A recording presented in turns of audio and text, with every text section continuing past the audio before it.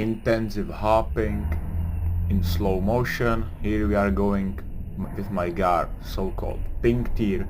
We are jumping as high as we can.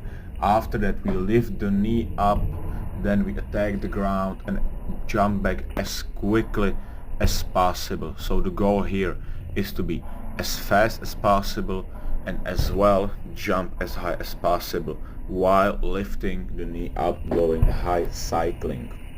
In this exercise, so-called pink tier, we are focusing on creating as much force as possible, so jumping as high as we can.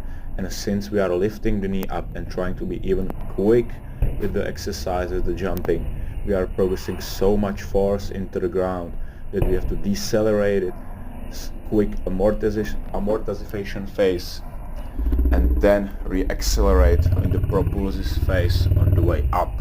Great exercise for jumping, but this is really advanced, so wait and build some capacity. Build first some eccentrics, isometrics, so you can handle these forces well, so the exercise is really beneficial.